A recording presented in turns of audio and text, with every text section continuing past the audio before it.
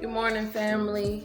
So I just wanted to give a message real quick before I get my day started. Okay. So God said Jesus made it about Him. Okay, and we know that it's never about the vessel. It's about God showing His power through the vessel, right? So that people can know God exists and that His power is omnipotent, right? And that He's the only true God, okay? We see that with Moses, right? God worked through Moses, but it wasn't about Moses, right? And God hid Moses' body so that people wouldn't make it about Moses. Because if you read, you will see that the people loved Moses so much, right? And God knew how much the people loved Moses that He didn't want them worshiping Moses. When, as they say in Isaiah 10, right? It's not about the axe. It's about the one who raises the axe, right? So Moses is the axe and God is the one who raised the axe, okay? God is the one who worked through Moses. Because, right, Moses didn't even want to do it in the first place, right? God had to convince him to go, and He had to reassure him that He would be with him and protect him along the way in order to get him to do it, okay? So those people only loved Moses because God poured into him and God, got him to even go and do the mission. And even when people was criticizing him and all of that, he was with him to continue to help them, right? Because it can be hard to want to help people when I just experienced this last night, right? Somebody begging for help, you help them and they seem ungrateful for it, right? And it makes you feel like, I didn't have to help you, right?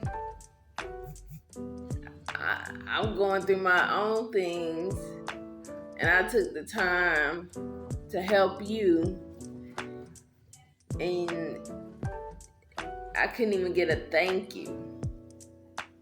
Just ungrateful behavior, right? So it could be hard to help people when they're giving you that. And they gave Moses that a lot, right? They said many times, you should have just left us in Egypt. Why would you bring us out here? Blah, blah, blah, blah, blah, right? He saved them from slavery. And the whole time they was complaining because they had to walk. But you was over here building buildings all day with no food. And now God asking you to walk to your destination and you complaining. Right? So we getting off the subject, right? But still, even after all of that, once they got to their destination or got close to the destination, right? Then they started, like being a little nicer to Moses, right? They started to grow a relationship with him, okay?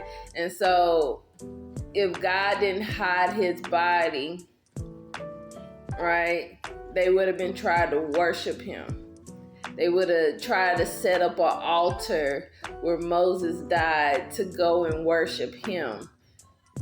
But it wasn't about him, right? God used Joseph to save Israel during the famine. But it wasn't about Joseph. The glory went to God, right? Enoch, You don't get to hear much of his story in the Bible, right? But if you get his books, the books of Enoch, okay, it's 3 of them, you will see that Enoch had a very big influence, okay? So Enoch was pretty much a ruler. It says how the other kings and prince came and asked for his counsel, right? So people was always waiting around to hear from him. And Enoch, he would often go and hide from the people, right? It said at first he was coming out every day, and then after a while he started coming out like once a month, and then after that he started coming out once a year, right? And the people had to beg him to come out of hiding, right? Because they wanted to hear from him, okay? So even Enoch, the people loved Enoch so much that God took him so that people couldn't follow and, know where he was at and try to worship him. Because it's not about the acts. It's about the one who raised it, okay? And Jesus tried to make it about him. When he said, go and teach people what I taught you, go and teach people to follow me, he made it about himself, right? And if you read the book of Enoch, chapter 62, they talk about a son of man in here, right?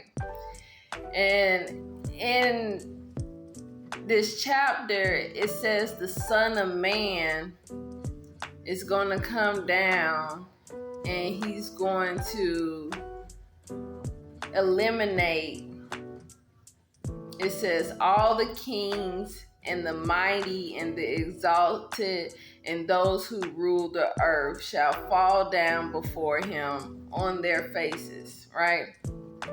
They go try to worship him. They go ask him for mercy, right? And it says they will not have any. They would not get any mercy, right? And it says he will take them and hand them over for punishment. Hand them over to the angels for punishment. That's what it says the Son of Man will do, right? And then it says the righteous and the elect shall be saved on that day, and they shall never again see the face of the sinners and the unrighteous. And the Lord of spirits will abide over them, and they shall eat, lie down, raise up with the Son of Man forever and ever. Okay? And it says the righteous and the elect shall have risen from the earth and cease to be downcast, and they will have been clothed with garments of life, right? And these shall be the garments of life from the Lord of Spirit. They shall not wear out, nor will your glory pass away from before the Lord of Spirits, okay? So it talks about a Son of Man, but his job is just to destroy evil. But it says God is going to save us. And when he saves us, it says we're going to be clothed with the garments of life. That means the world is going to be in. That means death is no longer, we're going to be in the new earth. Death is no longer be a part of our existence because we're in the garments of life, right? We're going to be with him forever and ever. And it says, they shall bless and glorify the Lord of Spirits. It don't say nothing about glorifying the Son of Man. Right? And Jesus says he's the Son of Man, right? So I'm just saying, we got to read, we got to study, we got to see.